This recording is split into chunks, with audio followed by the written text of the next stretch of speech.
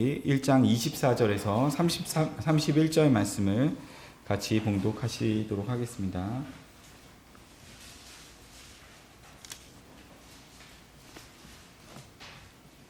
같이 봉독하시겠습니다. 하나님이 가라스 때 땅은 생물을 그 종류대로 내되 육축과 기는 것과 땅의 짐승을 종류대로 내라 하시고 그대로 되니라.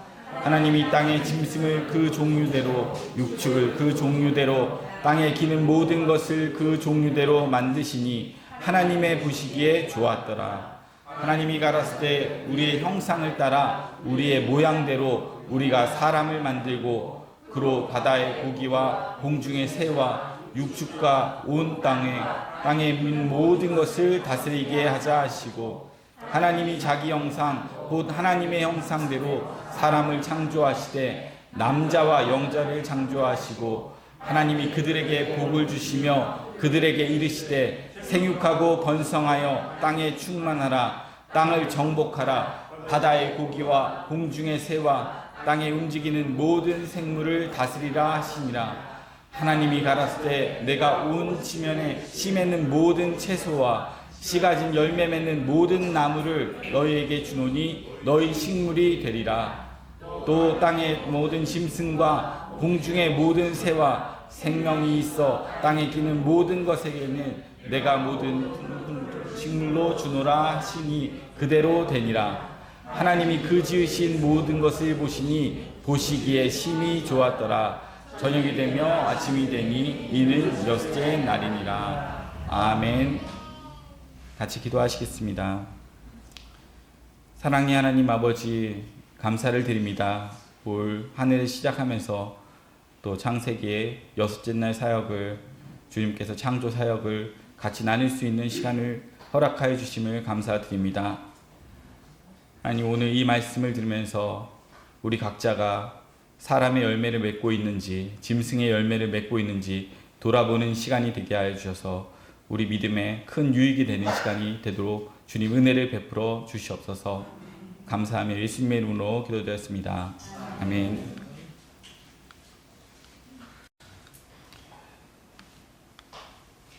오늘 저희가 나누고자 하는 말씀은 여섯째 날에 대한 내용입니다.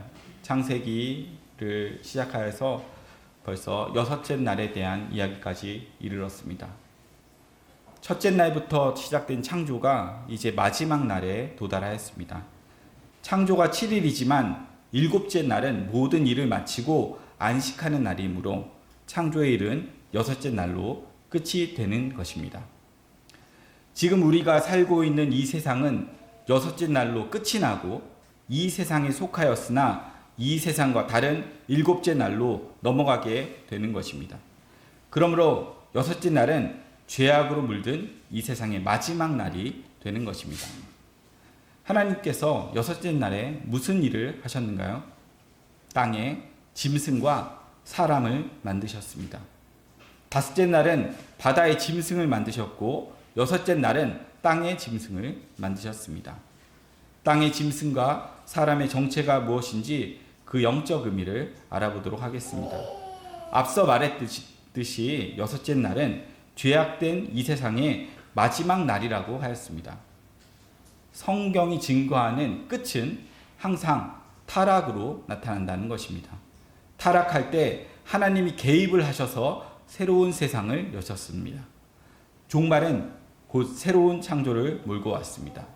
창세기 1장 1절에 태초에 하나님이 천지를 창조하셨습니다.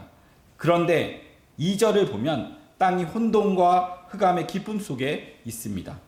즉 타락된 세상에 첫째 날 참 빛의 출현으로 타락된 세상을 새로운 세상으로 창조하신 것입니다. 노아 시대도 마찬가지였습니다. 죄악으로 관영하였습니다. 죄악으로 관영하다는 말은 죄악으로 가득하다는 말입니다. 이러한 때에 세상을 홍수로 쓸어버리고 노아를 통해서 새로운 세상을 창조하셨습니다. 예수님의 초림도 마찬가지였습니다. 타락한 구약교회를 끝내고 새로운 신약교회 시대를 여셨습니다. 예수님의 재림도 마찬가지입니다. 타락한 교회인 음녀를 심판하고 새로운 세상을 열게 될 것입니다. 이름하여 천년왕국 시대입니다. 간단하게 살펴보았지만 이 세상의 종말은 항상 타락하였습니다. 성경은 교회에 주신 말씀입니다. 그럼 역사의 종말을 이야기하고 있는 여섯째 날도 좋게 끝이 날 것 같지가 않습니다. 맞습니다. 교회의 타락 이야기입니다. 그런데 말입니다. 타락 속에 구원이 있다는 사실을 잊지 마시기 바랍니다. 우리 타락 속에서 구원받는 자들이므로 소망이 있는 것입니다. 겉으로는 실패한 자로 보이지만 실상은 이긴 자들입니다. 재미있는 것은 타락이 일어나야 종말을 맞이하게 된다는 것입니다. 즉 교회가 타락해야 예수님이 재림하신다는 이야기입니다. 그런 의미에서 보면 타락은 새로운 희망이 되는 것이기도 합니다. 참으로 아이러니합니다. 이렇게 생각해 보세요. 하나님이 만드신 세상입니다. 하나님 뜻대로 잘 돌아갈 것 같으면 왜 멸망을 시키시겠습니까? 안 돌아가니까 멸망을 시키고 새로운 세상을 만드는 것입니다. 그럼 역사의 시작과 끝을 살펴보도록 하겠습니다. 창세기 1장의 창조는 시간의 시작을 말합니다. 창세전이라는 영원 속에 계시던 하나님이 태초라는 시간 속으로 오신 것은 창세전에 계획하신 일을 역사 속에서 펼쳐 보이고자 하심입니다. 하나님께서 역사 속에서 펼쳐 보이고자 하시는 일은 창세전 언약입니다. 창세전 언약은 예수 그리스도 안에서 자기 백성들을 구원하는 것입니다. 이 일을 창세기 1장에서 창조 사역으로 말해주고 있습니다. 그래서 창조의 모습이 성도의 구원의 모습과 같이 갈라내고 채우고 안식하는 것으로 나타나고 있는 것입니다. 예수님께서 역사 속에 오신 것은 자기 백성들을 구원하기 위해서입니다. 죄와 사망으로부터 건져내고 의와 생명으로 충만케 하시고 하나님 나라에서 안식을 주시는 것입니다. 이것이 예수님의 삼직으로 나타나고 있습니다. 예수님의 삼직은 선지자와 제사장과 왕입니다.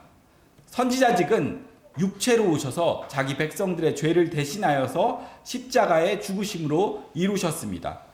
제사장직은 성령으로 성도들 안에 오셔서 의와 생명으로 자라가게 하십니다. 왕직은 장차 재림하여서 성도들을 천년왕국에서 안식하게 하시는 것입니다. 이 세상 역사는 시작과 끝이 있는 것으로 진행이 됩니다. 시작과 끝이 있다 함은 구원이 진행되어 가는 과정이 있다는 뜻입니다. 창세전 언약의 내용이 단번에 이루어지는 것이 아니고 역사 속에 시간이라는 흐름과 함께 점진적으로 심층적으로 이루어지게 된다는 뜻입니다. 첫째 날로 시작된 창조의 일은 날이 진행될수록 그 모습이 구체적으로 이루어져서 여섯째 날이 되면 완성이 되고 일곱째 날에 안식함으로 다 이루심이 되는 것입니다. 이를 천지와 만물을 다 이루니라고 합니다. 그러면 일곱째 날에 모든 수고를 그치고 안식하게 되는 것입니다. 영적으로는 창조와 구원은 동의어입니다. 창조 속에 성도들의 구원 모습이 담겨 있습니다. 구원이 첫째 날부터 일곱째 날까지의 모습으로 전개가 되는 것입니다. 창조의 모습이 새 텀으로 일어나듯이 구원이 3시제로 이루어지게 되는 것입니다. 3시제는 새 텀과도 같습니다. 첫째 텀은 갈라내는 것이고 둘째 텀은 채우는 것이고 셋째 텀은 안식하는 것입니다. 첫째 텀인 첫째 날부터 셋째 날까지는 갈라내는 일을 하셨고 둘째 텀인 넷째 날부터 여섯째 날까지는 채우는 일을 하셨으며 셋째 텀인 일곱째 날은 모든 일을 다 마치시고 안식하는 것으로 나타나게 됩니다. 첫째 텀과 둘째 텀은 서로 짝입니다. 첫째 날은 넷째 날과 짝이고 둘째 날은 다섯째 날과 짝이고 셋째 날은 여섯째 날과 짝입니다. 첫째 날 빛이 있으라로 빛을 낮이라 하고 어둠을 밤이라고 나누신 것이, 넷째 날에는 낮을 주관하는 해와 밤을 주관하는 달과 별을 만드시는 것으로 나타났습니다. 둘째 날 궁창이와 궁창 아래로 갈라지게 하신 것은 다섯째 날 궁창이의 새들과 궁창 아래 바다의 물고기들을 만드심으로 나타났습니다. 셋째 날 물속에서 땅을 끄집어내시고 그 땅에 씨 맺는 채소와 과목들을 내게 하신 것은 여섯째 날에는 땅의 짐승과 하나님의 형상으로 지음을 받은 사람으로 나타나게 된 것입니다. 잘 보면 창조가 서로가 다른 짝으로 되어 있습니다. 첫째 날 빛과 어둠, 둘째 날 궁창 위와 궁창 아래, 셋째 날 바다와 땅으로 나뉘어 있습니다. 넷째 날 낮의 해와 밤의 달과 별, 다섯째 날 궁창을 나는 날개 달린 새와 바다에 사는 고기들, 여섯째 날은 짐승과 사람으로 나타납니다. 중요한 것은 둘은 같은 날 창조를 하였어도 서로 본질이 다르다는 것입니다. 하나님은 본질이 다른 둘을 가지고 창세전 언약을 이루어 가시는 것입니다. 본질이 다르다는 것은 서로 하나 될 수 없다는 뜻입니다. 그럼 자연히 이 둘 사이에는 갈등이 생길 수밖에 없습니다. 이것이 전쟁으로 나타나는 것입니다. 이 모습이 그대로 인류의 역사 속에서 나타났습니다. 그것이 아담 속에서 가인과 아벨이 나온 것으로 보여주었습니다. 가인과 아벨은 성질이 다른 형제입니다. 가인은 마귀에게 속하였고 아벨은 하나님에게 속하였습니다. 가인이 아벨을 죽이고 맙니다. 이건 전쟁인 것입니다. 이것이 역사 속에서 확대되어서 나타납니다. 이스마엘과 이삭, 에서와 야곱, 요셉과 형제들, 사울과 다윗, 북이스라엘과 남유대, 표면적 유대인과 이면적 유대인, 영적 교회와 육적 교회, 적그리스도에게 속한 음녀와 예수 그리스도에게 속한 해를 입은 여자로 나타납니다. 이 둘은 항상 전쟁하였습니다. 말이 좋아 전쟁이지 영이 육에게 일방적으로 공격을 당하였습니다. 하나님에게 속한 자들이 마귀에게 속한 자들로부터 핍박을 받아왔습니다. 이름하여 불공정 게임인 것입니다.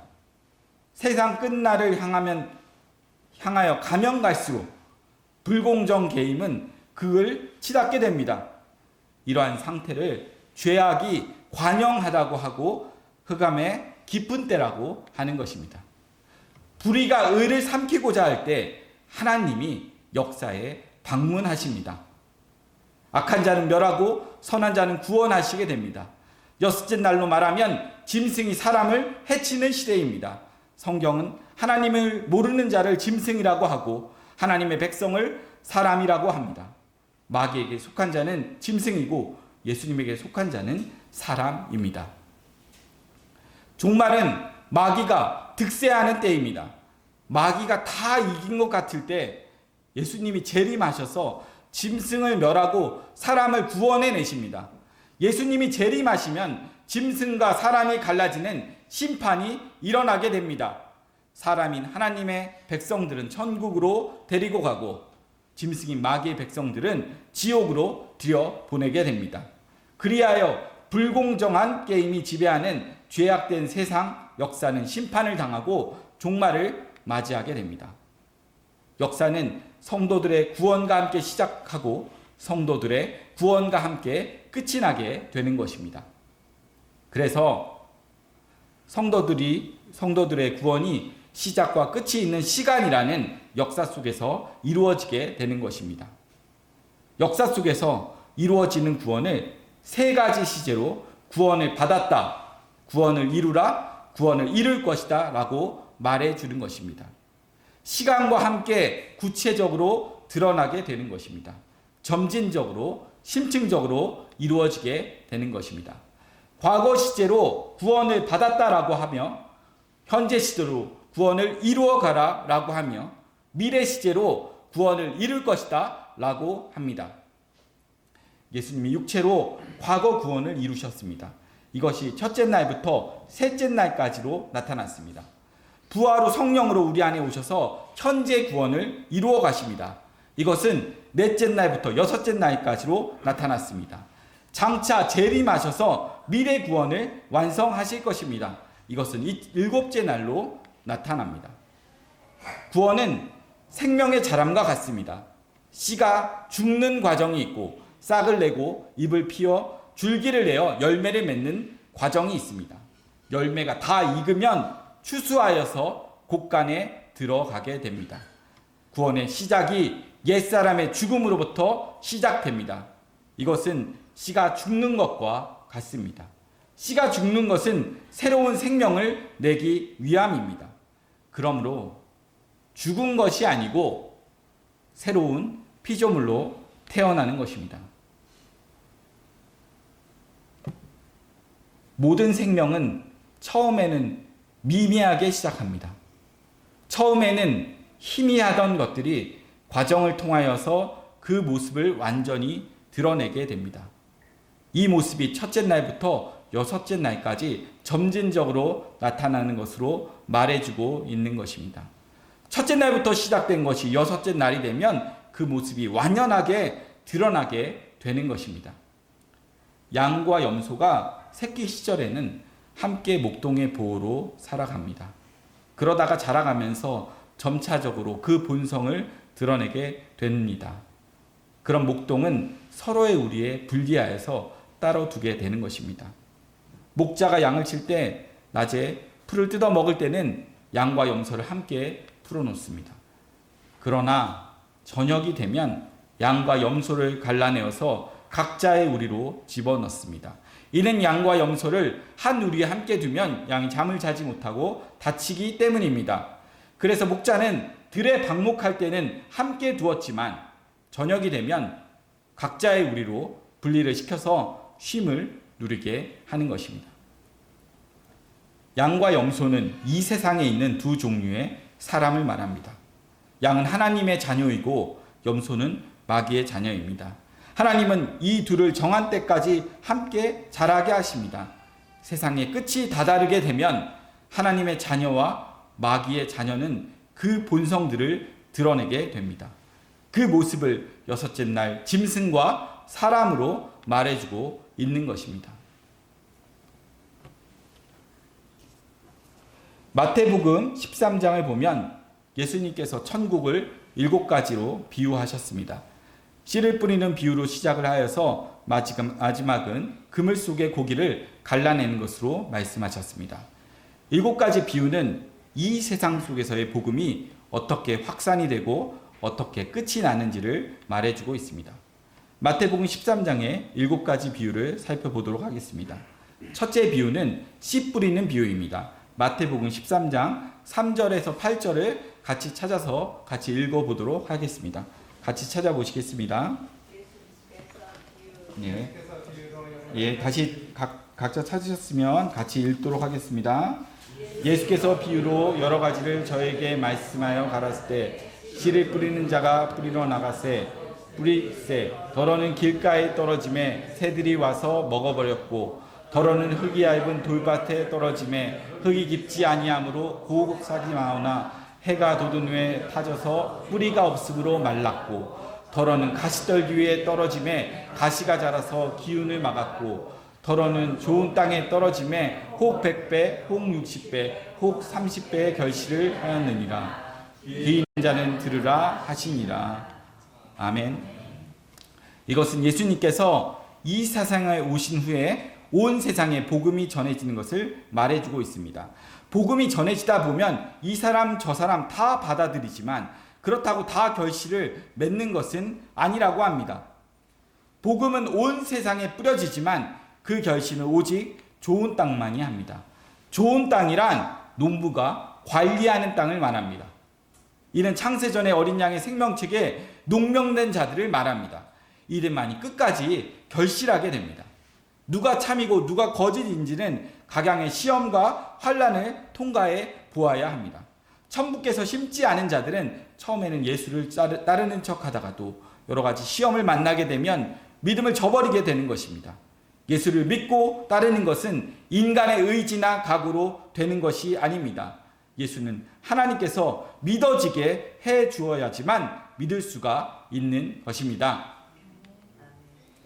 요한복음 6장 44절을 보면 나를 보내신 아버지께서 이끌지 아니하면 아무라도 내게 올 수 없으니 오는 그를 내가 마지막 날에 다시 살리리라고 하십니다. 예수님께서는 나는 하늘로서 온 산떡이라고 합니다. 누구든지 나를 먹으면 영생한다고 합니다. 그러자 수많은 무리들이 떠나갑니다. 이 예수님이 제자들에게 너희도 떠나가려느냐? 라고 물으십니다. 그러자 베드로가 제자들을 대표하여서 영생의 말씀이 여기 계신데 우리가 네게로 가오리까? 라고 하면서 떠나지 않겠다고 합니다.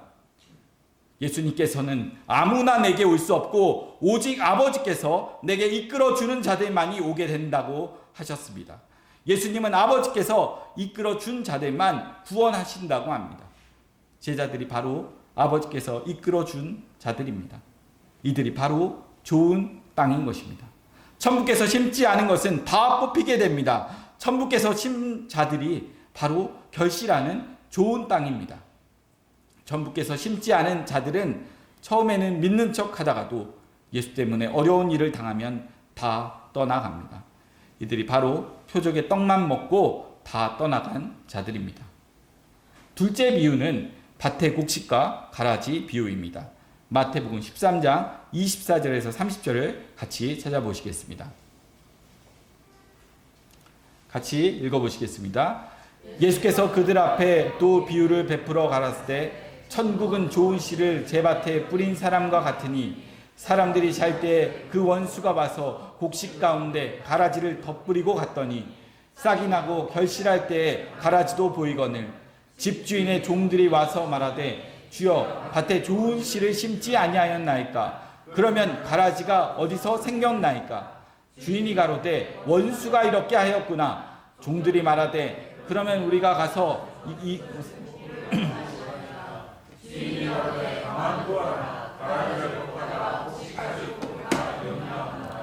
둘 다 추수 때까지 함께 자라게 두어라.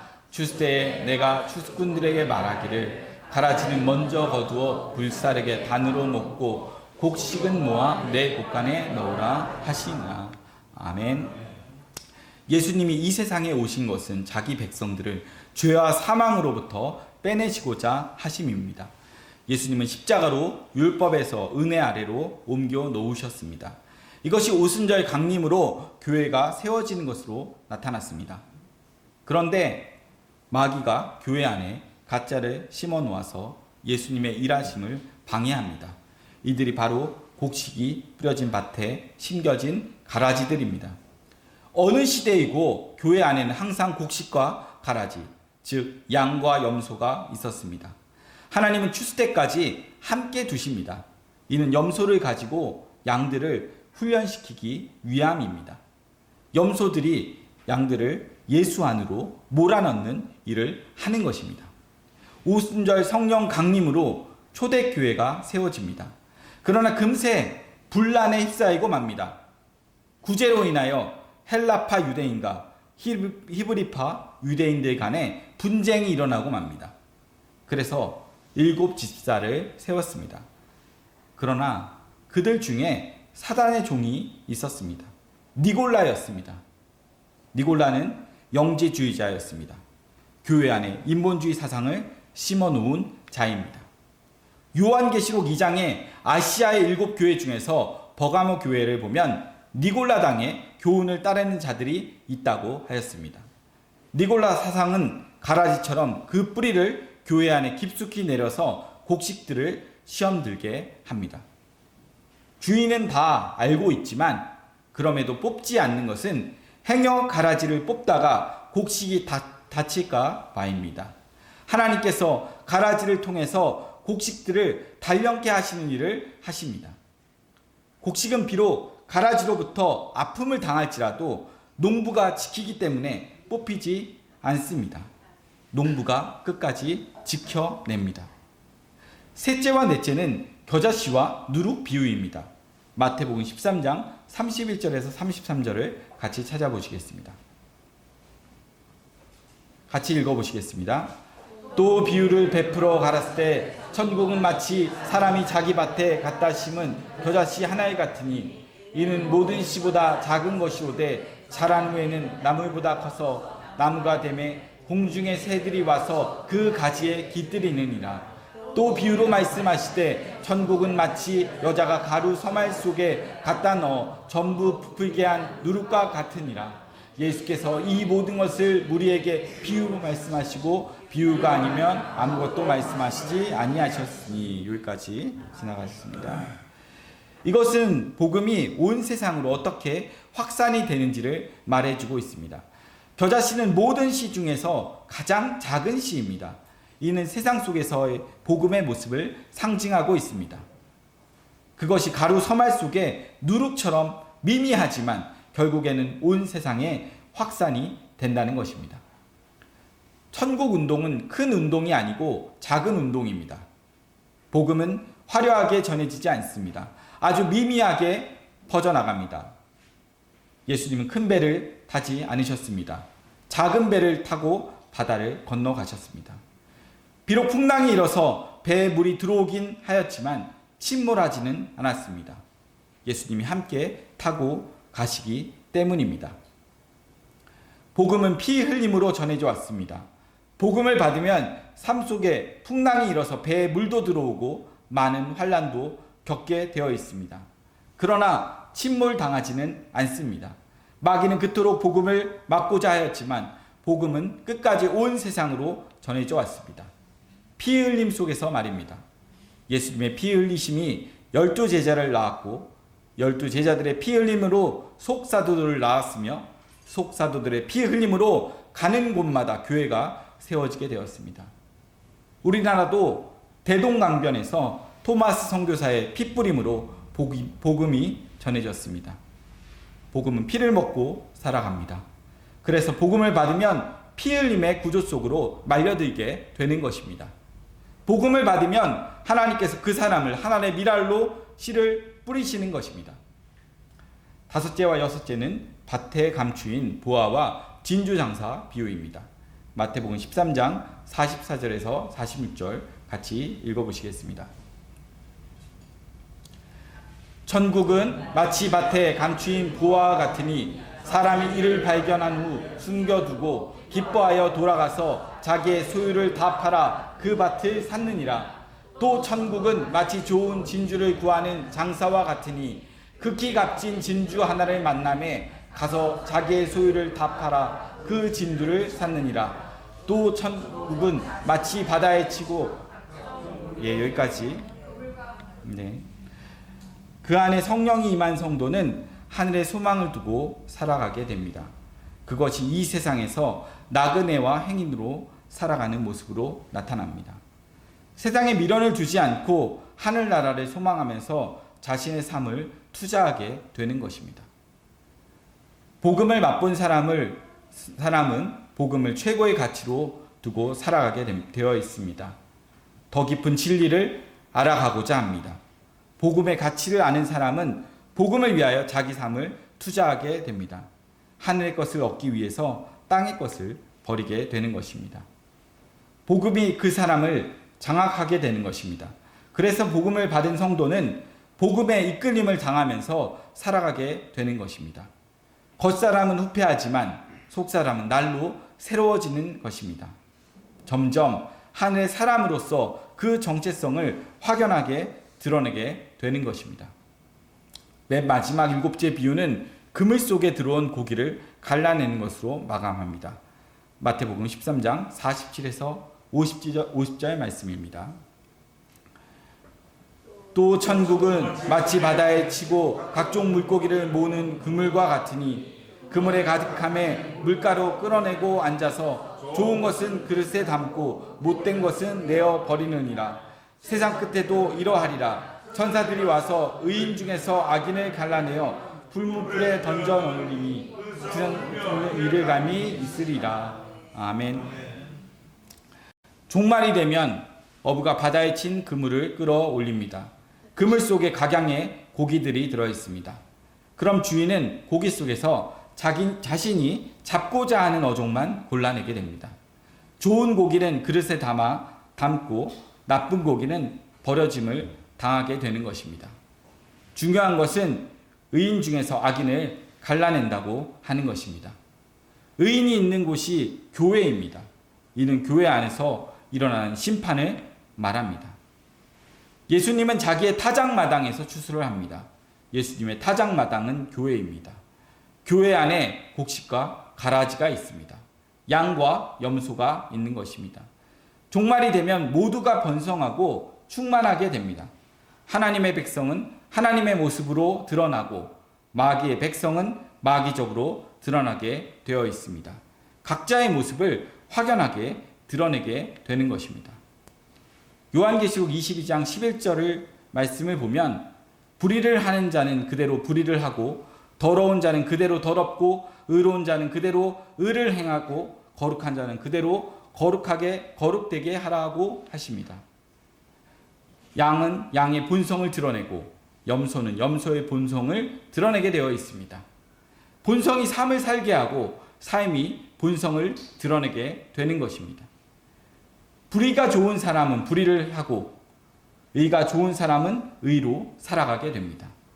더러운 것을 좋아하는 사람은 더러운 대로 살고 거룩한 것을 좋아하는 사람은 거룩한 것으로 살아가게 되어 있습니다. 천국이 좋은 사람은 천국을 소망하면서 살아가고 세상이 좋은 사람은 세상을 향하여 살아가게 되는 것입니다. 교회가 좋은 사람은 교회로 모이고 세상이 좋은 사람은 세상으로 나가게 됩니다. 복음이 좋은 사람은 진주 장사처럼 자기 인생을 팔아서 복음을 쫓아가게 되어 있습니다. 그래서 예수님은 열매로 그 나무를 안다고 하신 것입니다. 삶이 곧 열매입니다. 교회에 와서 하늘을 소망하는 사람이 있고 교회에 와서 땅을 소망하며 살아가는 사람이 있습니다. 어떤 사람은 하늘의 가치로 살아가고 어떤 사람은 땅의 가치로 살아갑니다. 이게 교회 안에서 일어나고 있는 것입니다. 그래서 의인 중에서 악인을 골라낸다고 하는 것입니다.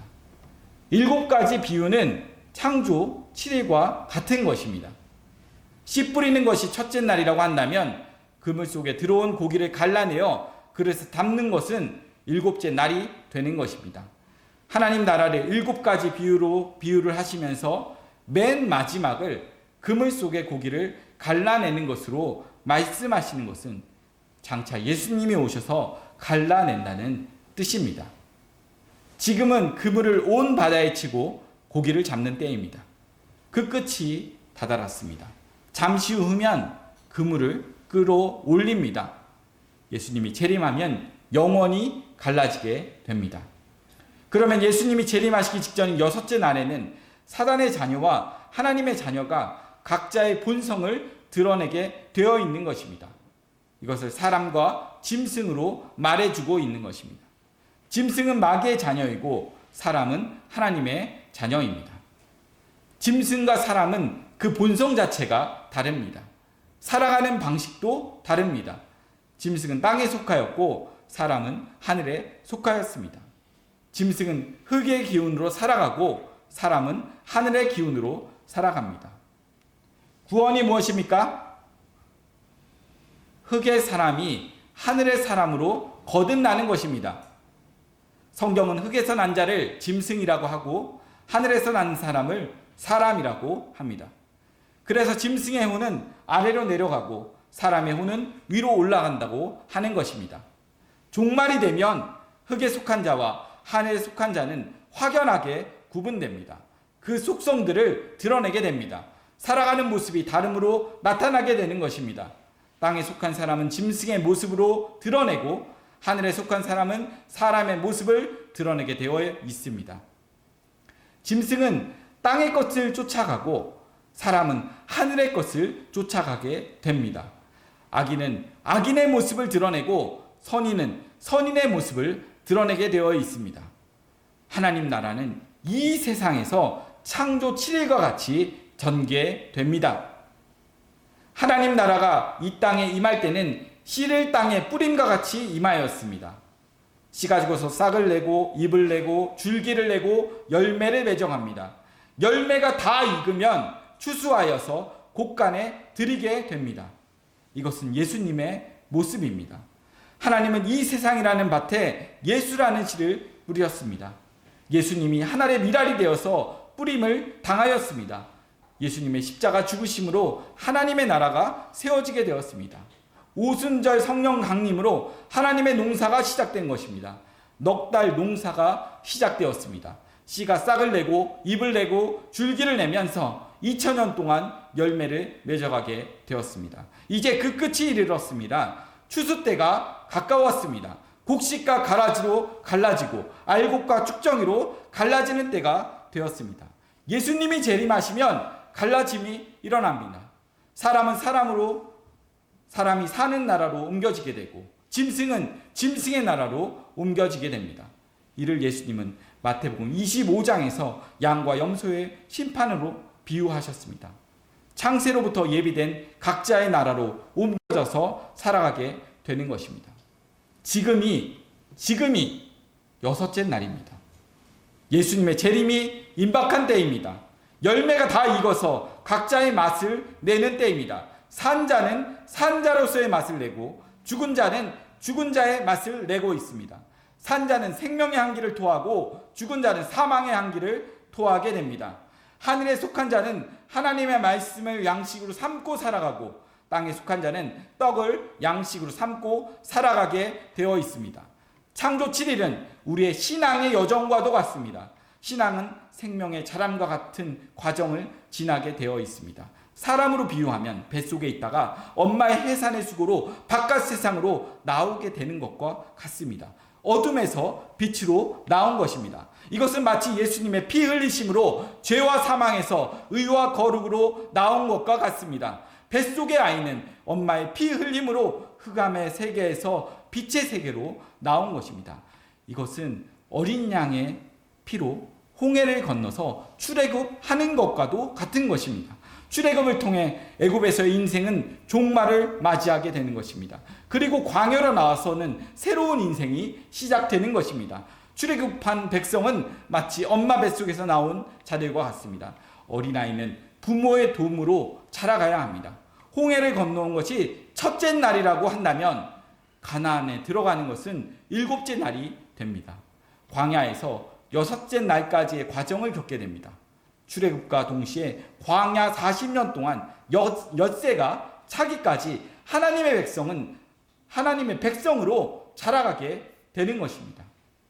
이는 약속의 땅에서 살아갈 수 있는 사람으로 자라가는 것입니다. 가나안에 들어가는 것이 중요한 것이 아니고 가나안에서 살 수 있는 사람이 되어야 하는 것입니다. 왜냐하면 가나안은 애굽과 다르기 때문입니다. 가나안에서 애굽식으로 살면 쫓겨나게 됩니다.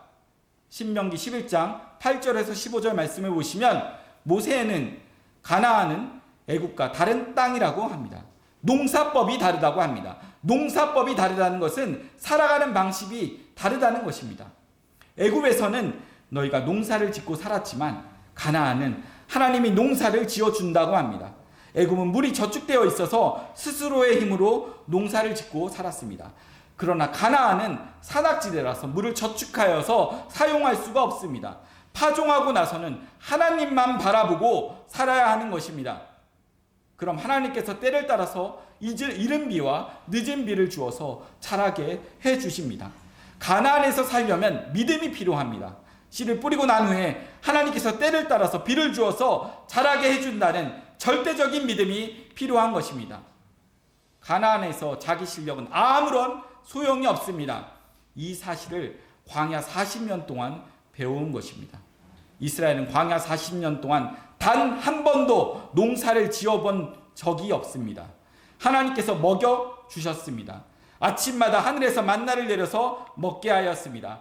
이 사실을 안다고 하면 가나안 땅에서도 그리 믿고 살아야 하는 것입니다.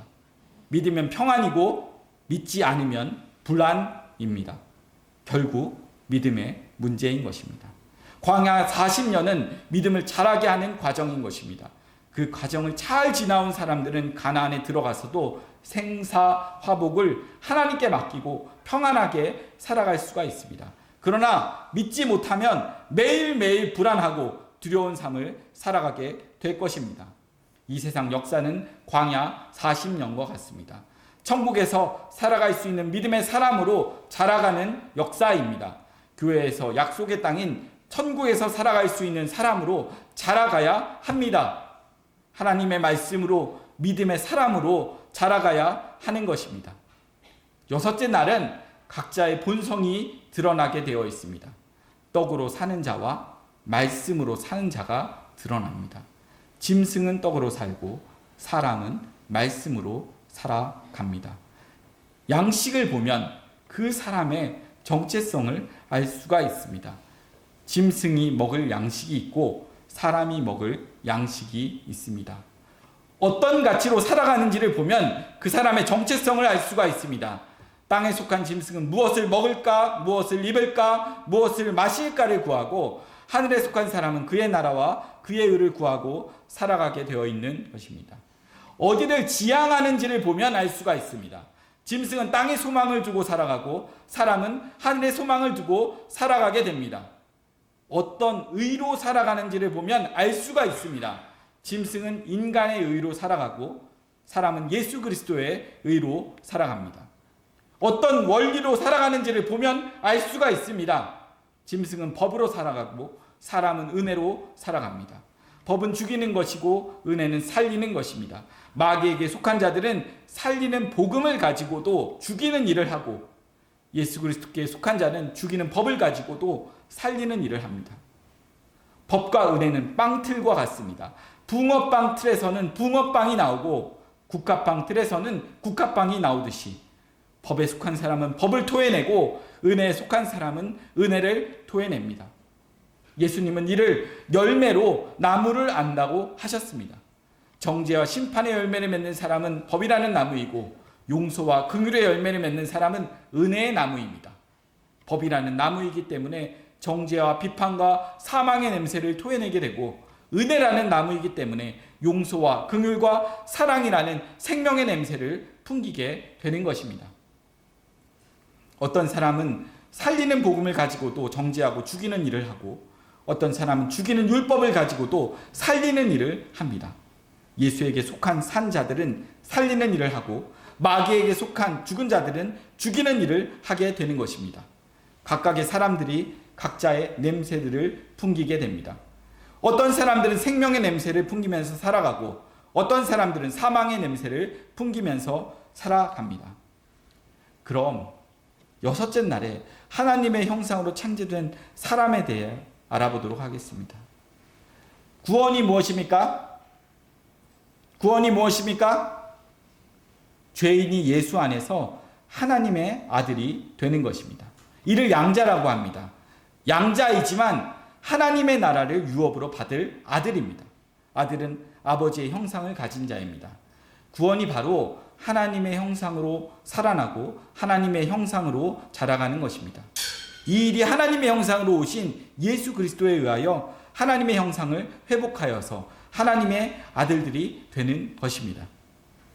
로마서 8장 29절에서 30절, 고린도전서 15장 49절을 보시면 하나님께서 미리 아신 자들로 아들의 형상을 본받게 하신다고 합니다. 미리 아신 자들은 창세전의 어린 양의 생명책에 농명된 자들입니다. 하나님께서 그 아들을 보내신 것은 죄 아래 있는 자기 백성들을 구원하기 위함입니다. 자기 백성들이 흙에 속하여 있습니다.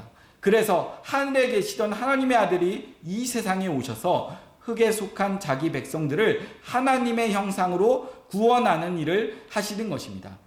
사도 바울은 이를 알고 우리의 구원은 흙에 속한 자의 형상을 입고 있다가 예수 그리스도를 통해서 하늘에 속한 형상을 입게 되는 것이라고 하였습니다. 하늘에 속한 형상을 입으려면 하나님의 아들이 와야 합니다. 하나님이 아들이 와서 자기 백성들에게 하나님의 형상을 입혀 주어야 하는 것입니다. 그렇다면 여섯째 날에 하나님의 형상을 따른 사람으로 창조되는 일은 예수님께서 오셔서 흙에 속한 몸을 하늘에 속한 몸으로 바꿔 주셔야 합니다. 고린도전서 15장 47절에서 54절을 보면 예수님의 초림은 흙에 속한 몸을 영적으로 바꿔 주셨고, 예수님의 재림은 하늘에서 살아갈 수 있는 실제 몸으로 바꿔주는 일을 하신다고 합니다. 그래서 사도 바울이 예수님이 재림하시면 우리가 홀연히 변화되어서 하늘의 몸으로 바꿔 있게 되는 것이라고 한 것입니다. 아담 안에서 난 첫째 사람은 땅에서 나왔고, 예수 그리스도 안에서 난 둘째 사람은 하늘로서 났습니다. 그래서 예수님이 재림하시면 흙의 몸을 벗고 하늘의 몸을 입게 해 주신다고 하는 것입니다. 예수님이 오시면 육신의 장막에서 하늘의 장막으로 변화를 입게 됩니다. 그래서 사도 바울은 구원의 완성 지점을 몸의 구속이라고 하였습니다. 로마서 8장 19절에서 23절을 같이 찾아보시겠습니다.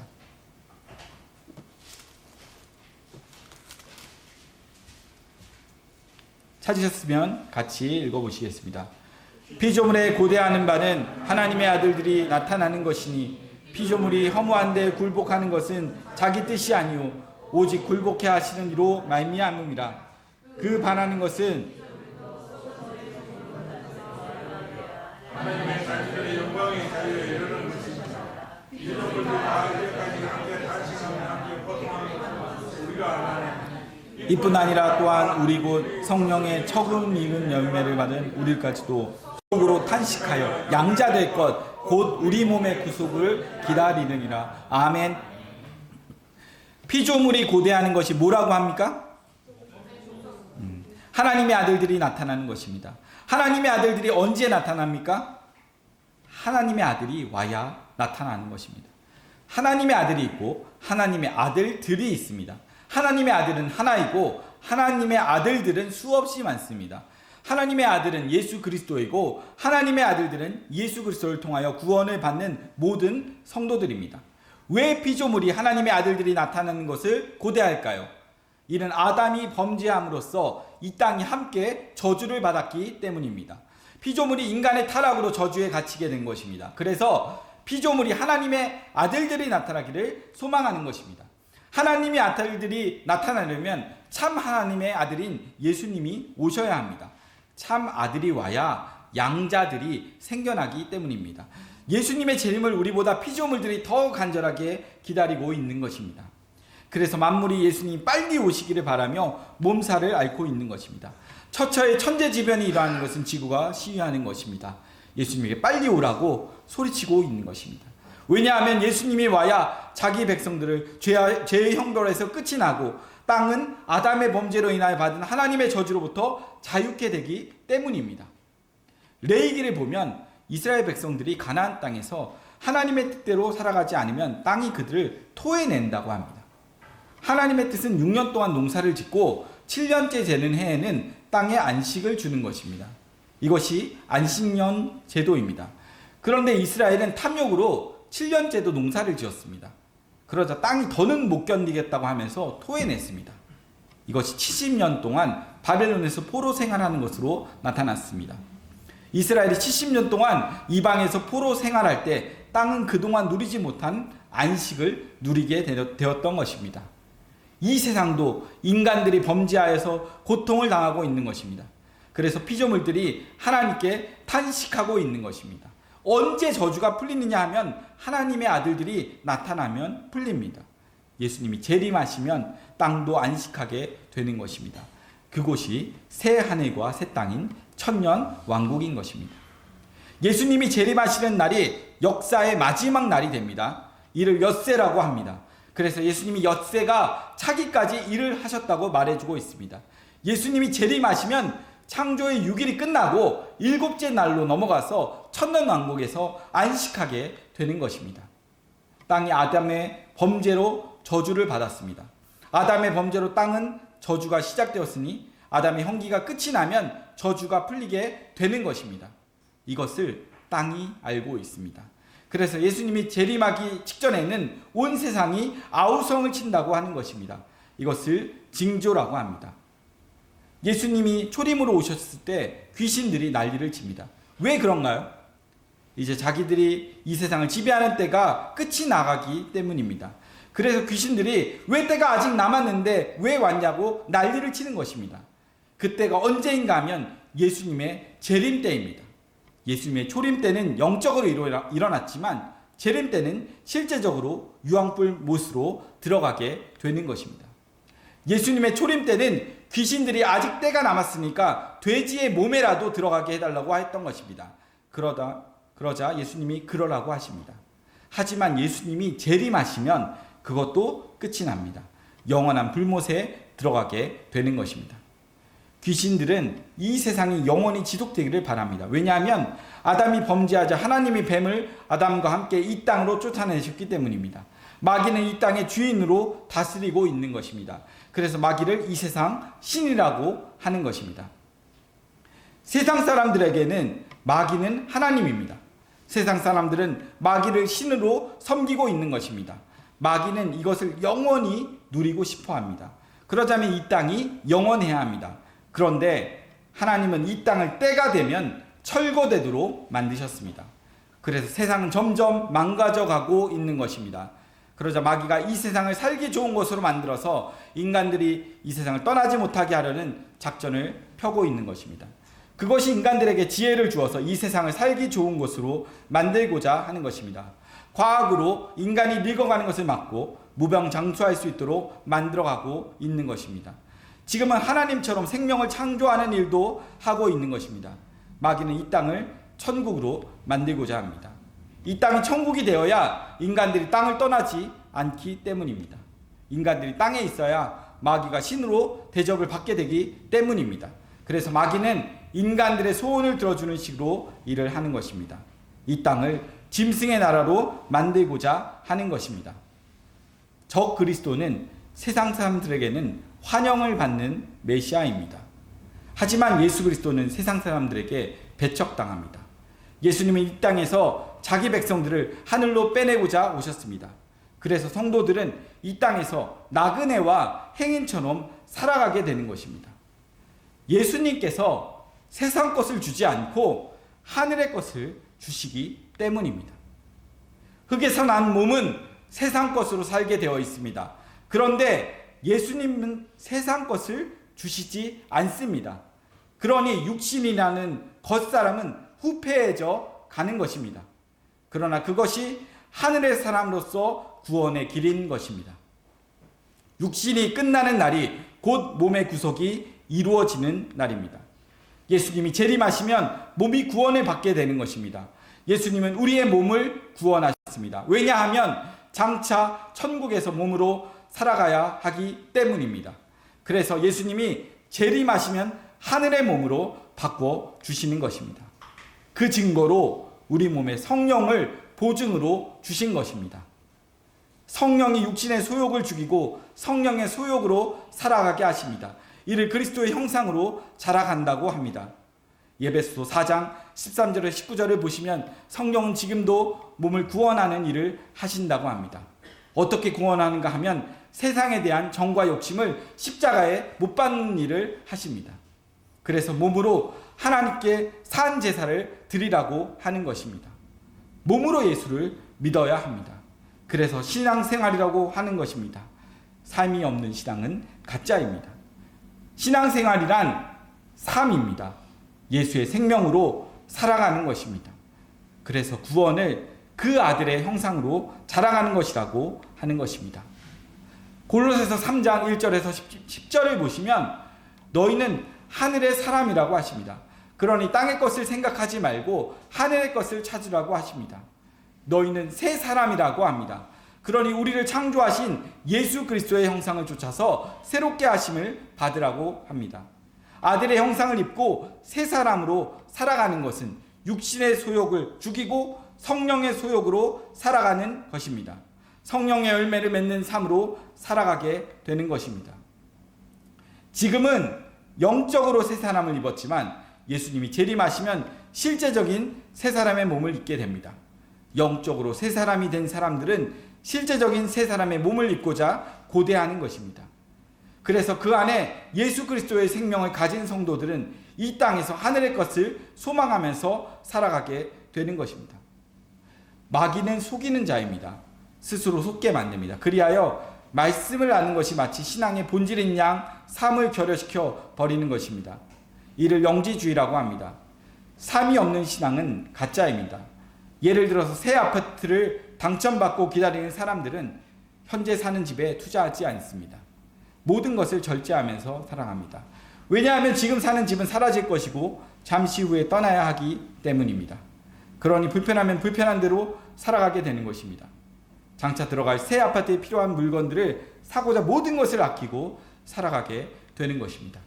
그러나 새 아파트를 분양받지 않은 사람은 지금 사는 집을 고쳐서 사용하게 됩니다. 돈을 들여서 리모델링도 하고 새로운 가구도 드리고 물건들도 사드리고 하면서 현재의 집에 투자하게 되는 것입니다. 낡은 집을 고치고 또 고치면서 살아가게 되는 것입니다. 흙에서 난 몸은 헌 집이고 하늘로부터 덧 입을 몸은 새 집입니다. 우리는 하늘의 새 집을 분양받은 자들입니다. 성도는 하늘나라를 유업으로 받은 자들입니다. 그러므로 너희가 그리스도와 살리심을 받았으면 땅의 지체를 죽이라고 하는 것입니다. 새 집을 분양받은 사람과 분양받지 못한 사람은 살아가는 자세가 다릅니다. 성도는 하늘나라를 분양받았습니다. 그렇게 하늘로 거듭난 성도들은 이 땅에서의 삶에 올인하지 않습니다. 이 땅을 떠나가고자 하는 것입니다. 모든 일에 절제하면서 살아가게 되는 것입니다. 고린도전서 7장 29절에서 31절을 같이 찾아보시겠습니다. 같이 읽겠습니다. 형제들아, 내가 이 말을 하노니 때가 단축하여 진고로 이후부터 안에 있는 자들은 없는 자 같이 하며 우는 자들은 울지 않는 자 같이 하며 기쁜 자들은 기쁘지 않은 자 같이 하며 매매하는 자들은 없는 자 같이 하며 세상 물건을 쓰는 자들은 다 쓰지 못하는 자 같이 하라. 이 세상의 형적은 지나감이라. 아멘. 안에 있는 자는 안에 없는 자 같이 살고, 남편 있는 자는 남편 없는 자 같이 살고, 물건을 가진 자는 없는 자 같이 살고, 없는 자는 없는 대로 살라고 합니다. 왜냐하면 이 세상의 모든 흔적은 지나가는 것이고 주님의 재림 때가 가까이 이르렀기 때문입니다. 영원한 것은 하늘에 있기 때문에 땅의 것에 미련을 두지 말고 하늘의 것에 소망을 두고 살아가라는 것입니다. 잠깐 후면 육신의 장막을 벗고 하늘의 장막을 덧입게 되기 때문입니다. 고린도후서 5장 1절에서 5절을 또한 보시면 구원은 땅의 장막이 하늘의 장막으로 덧입는 것이라고 하십니다. 이를 약속하기 위하여 성령을 보증으로 보내주셨다고 합니다. 그래서 성령이 우리 안에서 하늘의 것을 소망 삼고 살아가도록 간섭하는 것입니다. 이 땅에 있는 장막은 참 형상이 아닙니다. 진짜는 하늘에 있습니다. 땅의 장막은 하늘의 장막이 올 때까지 필요한 것입니다. 우리 모두가 흙에서 난 짐승이었습니다. 흙의 기운으로 살아갔습니다. 그런데 하나님께서 참 아들을 짐승의 밥으로 보내주셨습니다. 예수님이 우리에게 먹힘을 당해주셨습니다. 우리는 예수를 먹고 하나님의 아들들이 된 자들입니다. 우리는 예수를 먹기 전에는 율법 아래서 짐승으로 살았습니다. 짐승으로 살았기 때문에 짐승의 제사를 드린 것입니다. 그런데 짐승의 제사는 참 형상이 아니라고 합니다. 참 형상은 하나님의 아들이 와야 된다고 합니다. 율법 아래서는 참 형상이 일어날 수가 없습니다. 왜냐하면 참 형상이 되려면 하나님의 아들이 와야 하기 때문입니다. 그래서 율법 아래서는 구원이 없다고 하는 것입니다. 히브리서 10장 1절에서 5절을 또한 보시면 사도 바울은 율법은 참 형상이 아니고 장차 오는 좋은 일의 그림자라고 합니다. 짐승의 제사로는 온전케 할 수 없다고 합니다. 온전한 제사는 한 몸으로 드려지는 것이라고 합니다. 짐승의 제사는 한 몸의 제사를 겨냥하고 있는 것입니다. 세례 요한은 예수님을 보고 보라 세상 죄를 지고 가는 하나님의 어린 양이라고 하였습니다. 예수님이 창세전에 한 몸으로 예비된 제물인 것입니다. 예수님이 오기 전까지는 짐승의 제사를 드렸지만 예수님이 오시고 난 후에는 짐승의 제사를 드리면 안 됩니다. 이제는 예수님을 앞세우고 나아가야 합니다. 짐승의 제사는 땅의 제사이고 예수님의 제사는 하늘의 제사입니다. 짐승의 제사는 육적 제사이고 예수님의 제사는 영적 제사입니다. 예수님의 오심으로 땅의 사람이 하늘의 사람으로 바뀌게 된 것입니다. 우리는 예수님을 만나기 전엔 땅이 전부라고 믿고 살아갔습니다. 그런데 성령이 우리 안에 하늘을 몰고 왔습니다. 그래서 이제는 하늘을 보고 살아가는 자가 되었습니다. 땅강아지가 하늘 사람이 된 것입니다. 우리는 예수를 만나기 전에 율법 아래서 짐승으로 살았습니다. 그래서 율법 지킴이라는 짐승의 제사를 드리고 살았던 것입니다. 그런데 성령께서 율법은 참 형상이 아니라는 것을 알려주셨습니다. 참 형상은 예수 그리스도라고 하십니다. 이제는 짐승의 제사로 나아가지 않고 예수 그리스도로 나아가게 된 것입니다. 지금은 역사의 종말입니다. 여섯째 날이 다 끝나가는 때입니다. 하루의 아구가 다 차가는 때입니다. 여섯째 날이 저물어가는 저녁 때입니다. 그래서 교회 안에 하나님의 형상을 입은 사람과 짐승이 그 형체들을 드러내고 있는 것입니다. 마귀는 교회를 짐승으로 가득 채우고 있습니다. 교회가 세상과 간음하고 있습니다. 땅의 기운으로 살아가는 음녀가 되고 말았습니다. 구약 교회도 종말에는 외식으로 가득하고 불법이 성하여서 참 하나님께 속한 남은 자들이 고통을 당하였습니다. 제사장들은 재물에 눈이 멀어서 성전을 강도의 구렬로 만들었습니다. 그래서 예수님은 성전을 허물어 버리셨습니다. 신약교회도 마찬가지입니다. 오순절 성령 강림으로 시작된 교회가 지금은 각종 더러운 영들이 모이는 귀신의 처소가 되고 말았습니다. 요한계시록 18장 2절에서 5절을 또한 보시면 이 시대 교회는 각종 더러운 영들이 모이는 귀신의 처소가 되고 말았다고 합니다. 종말에 타락한 교회를 음녀라고 합니다. 음녀는 몸을 파는 여자입니다. 음녀는 돈만 내면 사람을 가리지 않고 다 받습니다. 이 시대 교회가 바로 각종 더러운 영들을 다 받아들이고 있는 음녀인 것입니다. 꽝 잡는 것이 매라고 하듯이 마귀에게 속한 목사들이 교회가 부흥된다고만 하면 무엇이든지 다 받아들이고 있는 것입니다. 목사들이 교회 부흥에 올인하는 것은 교회 부흥은 곧 물질의 부요를 몰고 오기 때문입니다. 거짓 목사들이 돈에 눈이 멀어서 예수님께서 십자가에서 헐었던 것을 다시 세우고 있습니다. 예수님이 허문 성전을 다시 짓겠다고 합니다. 예수님 십자가에서 다 이루신 율법의 의를 인간들이 선행으로 다시 세우고 있는 것입니다. 마치 여리고 성을 허물었는데 다시 세우는 것과도 같습니다. 이름하여 인본주의 신앙입니다. 인본주의 신앙은 인간이 주체가 되어서 행하는 것을 말합니다. 알미니안 성화주의자들이 인간의 선행도 의가 된다고 하면서 교인들의 주머니를 도둑질하고 있는 것입니다. 소경이 소경을 안내하고 있는 것입니다. 본인이 소경이기 때문에 소경인 목사를 지도자로 두고 따르고 있는 것입니다. 본인이 율법 아래에 있기 때문에 율법을 말하는 목사를 따르게 되어 있습니다. 하나님은 내 백성아 거기서 나오라고 합니다. 그들의 죄에 참여하지 말라고 하십니다. 그들의 죄가 하늘에 사무쳤다고 하십니다. 길이 아니면 가지 말고 말씀이 아니면 듣지 말아야 합니다. 하늘에 있는 별인지 땅에 떨어진 별인지 분별하여야 합니다. 하늘에 떠 있는 별은 하늘의 소식을 전하고 땅에 떨어진 별들은 땅의 이야기를 합니다. 천국으로 인도하는 목사가 아니면 따르지 말아야 합니다. 눈을 뜬 사람은 목사가 지옥으로 가는데 따라가지 않습니다. 소경이니까 따라가는 것입니다. 중요한 것은 내가 눈을 떴느냐 하는 것입니다. 내가 소경이 아니라야 합니다. 이 시대 교회는 돈의 가치로 세워지고 있습니다. 교인들의 신앙도 돈이 척도가 되고 있습니다. 교회 안에 직분도 매직당하고 있습니다. 돈만 내면 장로도 권사도 살 수가 있습니다. 육적 신자들은 장로와 권사가 무슨 벼슬이라도 되는 줄 압니다. 목사는 장로와 권사직을 팔고 돈 있는 사람은 그걸 삽니다. 매매가 형성되는 것입니다. 2000년 전에 예수님이 강도의 구렬이라고 저주를 퍼부은 성전이 지금 이 시대 우리 주변에 우후죽순처럼 일어나고 있고 그 안에서 매매가 성행되고 있습니다. 역사는 흐르고 흘러서 그 자리입니다. 돌고 돌아 그 모습을 드러내고 있습니다. 왜 그럴까요? 2000년 전에 살던 그 인간이 지금도 같은 그 인간이기 때문입니다. 2000년 전에 마귀가 지금도 그 마귀이기 때문입니다. 2000년 전에 인간들이 돈을 좋아했듯이 지금도 인간들이 돈을 좋아하기 때문입니다. 2000년 전에 돈으로 예수님을 시험하던 마귀가 지금은 교회 안에서 돈으로 교인들을 미혹하고 있는 것입니다. 마귀는 늘 땅의 것으로 미혹하였습니다. 지금도 땅에 속한 사람은 땅의 것에 미혹당하게 되는 것입니다. 짐승과 사람은 종자가 다릅니다. 짐승이 사람 되고 사람이 짐승 되는 일은 없습니다. 하나님은 짐승은 짐승으로 창조하였고 사람은 사람으로 창조하였습니다. 다른 말로 하나님은 창세전에 땅에 속한 자와 하늘에 속한 자로 창조하셨습니다. 그러나 이 세상 속에서는 함께 섞여서 살아가고 있는 것입니다. 예수님이 오셔서 짐승과 사람을 갈라내십니다. 이건 마치 아브라함의 후손들이 애굽 사람들 속에 섞여서 살고 있다가 정한 때가 되어서 모세를 통해서 빼내심을 입는 것과 같습니다. 애굽에서 태어나고 애굽 사람들과 섞여서 살았지만 언약의 후손들입니다. 언약의 후손들만 출애굽을 하였습니다. 이제 언약의 후손들이 세상을 출애굽하는 그 정한 때가 오고 있습니다. 창세전에 언약하신 그때가 가까이 곧 문 앞에 이르렀습니다.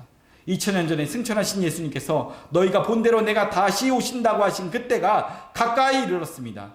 교회가 쿨쿨 잠을 자고 있습니다. 세상에 푹 빠져서 살고 있습니다. 신랑이다라는 소리로 깨어야 합니다.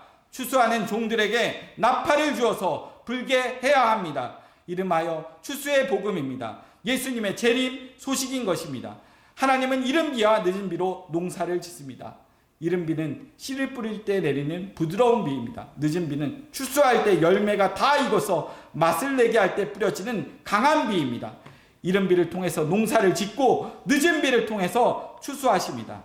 이른 비는 오순절 성령 강림으로 일어났습니다. 오순절 성령 강림으로 온 세상으로 복음이 퍼져나갔습니다. 하나님은 오순절 성령 강림으로 온 세상에 예수의 씨를 뿌리고 자라나게 하셨습니다. 이제 뿌려진 씨들이 열매를 맺어서 추수할 때가 되었습니다. 하나님은 예수님이 재림하시기 전에 늦은 비 같은 성령을 보내주시기로 약속을 하셨습니다. 스가랴 12장 10절에서 13장 2절을 같이 읽어보시겠습니다. 찾아보시겠습니다.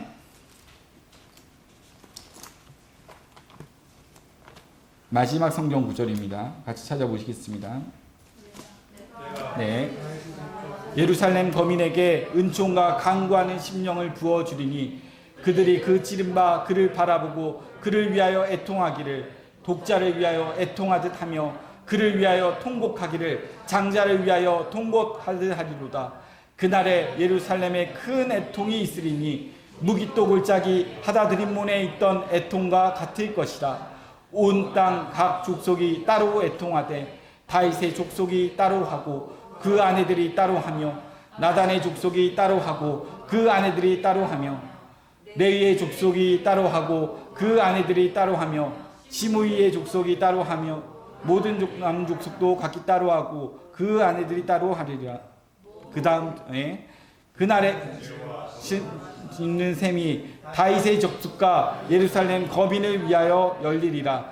만군의 여호와가 말하노라. 그날에 내가 우상의 이름을 이 땅에서 끊어서 기억도 되지 못하게 할 것이며 거짓 선지자와 더러운 사기를 이 땅에서 떠나게 할 것이다.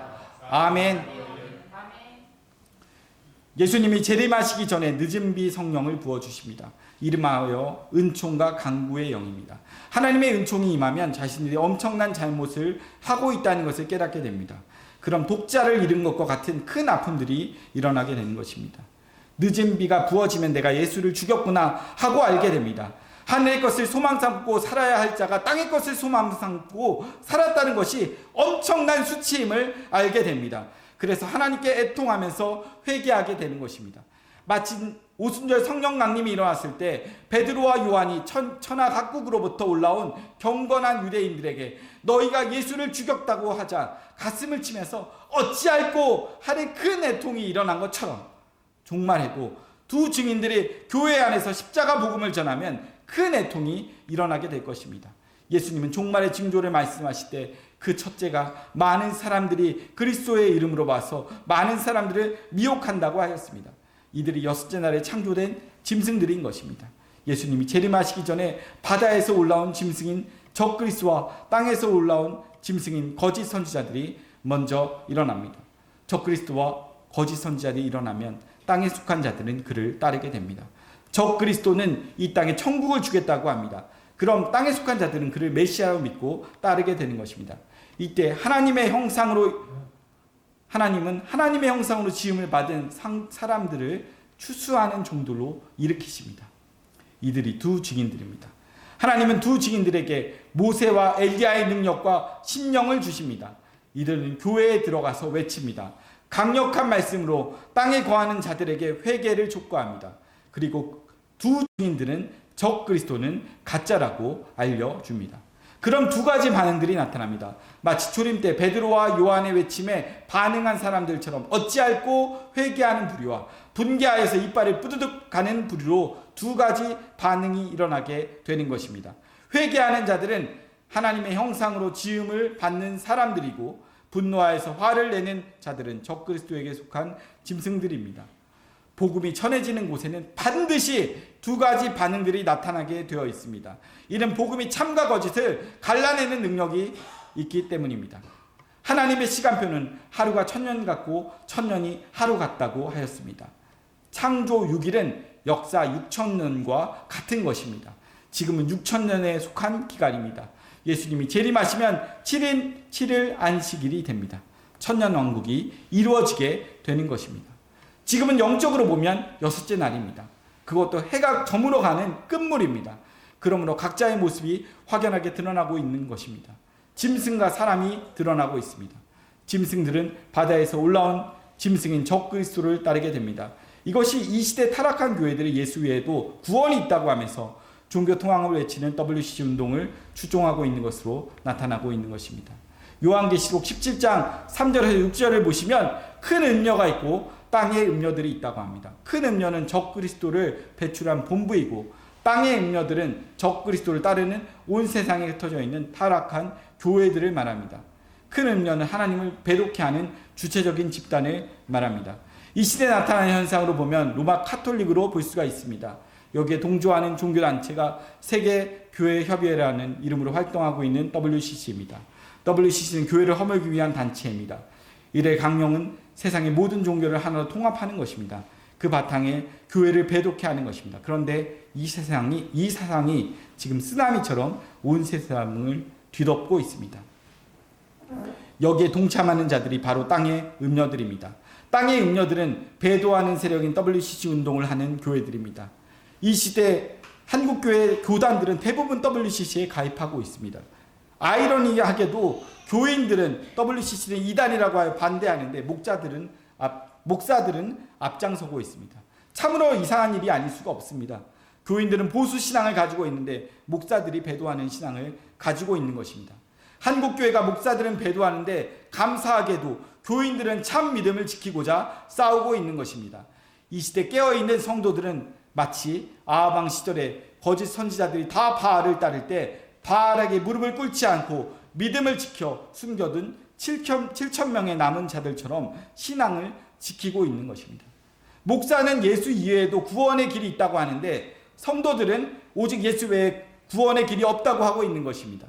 참 아이러니한 일입니다. 상식적으로라면 교인들이 바알을 쫓아가고 목사는 그게 아니라고 돌이키게 하여야 합니다. 그런데 한국교회는 거꾸로 되어 있습니다. 교인들이 WCC는 이단이라고 하고 있는데 목사들이 아니라고 하고 있는 것입니다. 목사들이 바알 선지자 노릇을 하고 있는 것입니다. 왜 이러한 일들이 일어나고 있는가 하면 6째 날이기 때문입니다. 짐승들이 일어나고 있는 것입니다. 하나님께서 그들의 정체성을 드러나게 하고 있는 것입니다.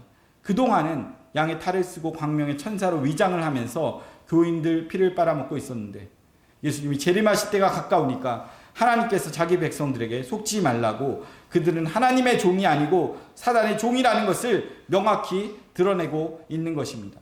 이것은 하나님께서 사울 왕에게 악신으로 역사케 하여서 다윗을 죽이고자 하는 것과 같은 것입니다. 하나님께서는 거짓 목사들에게는 악신을 보내서 역사하게 합니다. 그러니까 목사로서 할 수 없는 일을 하고 있는 것입니다. 예수 이에도 구원이 있다고 하는 것입니다. 모든 종교는 다 같다고 하는 것입니다. 종말에는 큰 배도의 물결이 쓰나미처럼 교회를 뒤덮을 것입니다. 배도의 역사는 이미 시작이 되었습니다. 그래서 종교 통합을 외치는 교회에서는 종교 간 교류라는 이름으로 종들을 강단에 세우고 있는 것입니다. 왜 이러한 일들이 일어나는가 하면 하나님께서 사울에게 악신을 보내서 다윗을 죽이게 하였듯이 거짓 종들에게 거짓 영을 보내서 배도하는 일을 하게 하는 것입니다. 악신이 역사하면 자기 의지와 상관없이 하게 되는 것입니다.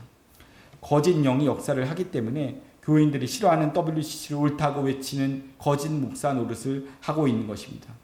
이 시대 성령 운동한다고 하는 목사들 보십시오. 가관입니다. 전부 무당 노릇을 하고 있는 것입니다. 무당 노릇을 하고 있는데도 본인은 모르고 있는 것입니다. 그러니 부끄러운 줄을 모르고 담대함으로 하는 것입니다. 하나님께서 자기 백성들을 지키고자 저들은 양이 아니고 양의 탈을 쓴 일이라는 것을 명확히 드러내고 있는 것입니다. 스스로 나는 하나님의 종이 아니고 사단의 종이라고 커밍아웃하게 만든 것입니다. 그러니까 상식적으로는 도저히 납득할 수 없는 짓거리들을 하고 있는 것입니다. 양 잡아먹는 1인 노릇을 하고 있는 것입니다. 사도 요한이 종말에 적그리스도를 따르는 타락한 교회인 음녀를 보니까 예수 증인들의 피에 취하여 있는 것을 보았습니다. 사도 요한은 너무도 큰 충격을 받았습니다. 어떻게 교회가 예수를 믿는 자들을 죽일 수 있단 말인가? 어떻게 교회가 배도하는 무리들과 함께 할 수 있는지 의아한 것입니다. 그래서 놀란 것입니다. 앞으로 놀랄 일들이 더 많이 일어날 것입니다. 앞으로 교회는 점점 더 타락할 것입니다. 목사들은 노골적으로 불의를 드러내게 될 것입니다. 하나님이 교회의 치부가 만천하에 드러나게 하실 것입니다. 하나님께서 적그리스도가 세상을 잠시 장악하도록 허락하십니다. 그럼 온 세상이 적그리스도를 따르게 됩니다. 그때 하늘에서 예수님이 뜨인 들로 나타나서 세상을 심판하실 것입니다. 예수님이 재림하시면 믿음을 지킨 성도는 천국으로 데리고 가고 배도한 자들은 지옥 불구덩이 속에 집어넣을 것입니다. 이 시대는 소돔과 고모라 같은 때입니다. 노아의 때와 같습니다. 죄악이 간영해지고 있습니다. 이는 이 시대가 6째 날이기 때문입니다. 그래서 진짜와 가짜들이 드러나게 되는 것입니다. 사람과 짐승으로 확연하게 드러나고 있는 것입니다. 예수님은 재림의 때를 노아의 때와 같다고 하셨습니다. 노아의 때는 두 부류의 사람으로 나누어졌습니다. 하나님의 은혜를 잊고 장차 오는 심판을 이기기 위하여 방주를 만든 사람과 종말을 생각지 않고 현실에 안주하면서 먹고 마시고 시집가고 장가가고 사고 팔고 하는 땅의 일에 몰두하고 살아가는 사람으로 나누어집니다. 지금도 교회 안에서 하나님의 은혜를 입고 종말을 준비하고 살아가는 성도가 있는가 하면 짐승처럼 땅의 일에만 관심을 두고 살아가는 사람들이 있습니다. 교회에 와서도 땅의 기운으로 사는 자들이 있습니다. 스스로를 돌아보십시오. 나는 지금 어느 기운으로 살고 있는가? 하늘의 기운으로 살고 있는가? 아니면 땅의 기운으로 살고 있는가? 나는 사람인가? 짐승인가? 짐승의 혼은 아래로 내려가고 사람의 혼은 위로 올라갑니다. 짐승은 아래를 보고 살고 사람은 위를 보고 삽니다. 흙의 기운으로 산 짐승들은 지옥에 보내고 하늘 기운으로 산 사람들은 천국에 보냅니다. 각자 행한 대로 갚아주실 것입니다. 6째 날은 결론의 날입니다. 좋고 나쁨은 결론을 보아야 알 수가 있습니다. 결론이 좋으면 모든 것이 좋은 것이고 결론이 나쁘면 모든 것이 나쁜 것입니다. 결론이 해피엔딩이라야 합니다. 최후에 웃는 자가 진정 웃는 자입니다. 성도를 이긴 자라고 하는 것은 최후에 웃는 자라는 뜻입니다. 50년 믿다가 지금 배도하면 아닌 것이고 50년 안 믿다가 지금 믿으면 옳은 것입니다. 지금 신앙이 내 신앙인 것입니다. 옛날에 한 일을 자랑하지 마십시오. 노루 때린 막대기 3년 우려 먹는다는 속담이 있듯이 옛날 신앙을 자랑하지 마십시오. 다 지나간 것들입니다. 죽은 고기는 물에 떠내려가고 살아있는 고기는 물을 거슬러 올라갑니다. 죽은 신앙은 배도하는 물결에 휩쓸려서 떠내려갈 것이고 살아있는 신앙은 거기서 나와 믿음의 정절을 지키게 될 것입니다. 하나님은 산자의 하나님이십니다. 지금 잘 하십시오. 지금 잘하는 것이 신앙입니다. 영적 매너리즘에서 벗어나십시오. 영적 나르시즘에서 벗어나십시오. 신앙은 전쟁입니다. 죽느냐 사느냐 하는 피 흘리는 전쟁입니다. 신앙을 감상주의로 생각하지 마십시오. 천국 가는 것은 동화 속 이야기가 아닙니다. 실제입니다. 실제이기 때문에 실제로 그 나라를 위하여 살아야 하는 것입니다. 천국은 실제로 산 사람들이 들어가는 곳입니다. 현재의 고난은 장차 올 영광과 좋게 비교할 수 없다고 하였습니다. 그냥 비교가 아니고 좋게 비교할 수가 없습니다. 이것은 상상도 하지 못하는 반전이 기다리고 있다는 뜻입니다. 그러니 인내하시고 잘 견뎌내시길 바랍니다. 이미 이긴 자로서 여섯째 날을 보시면 희열이 일어날 것입니다. 만물의 마지막이 가까이 왔으니 너희는 정신을 차리고 근신하며 기도하라고 하였습니다. 지금은 자다가 깰 때가 벌써 지났습니다.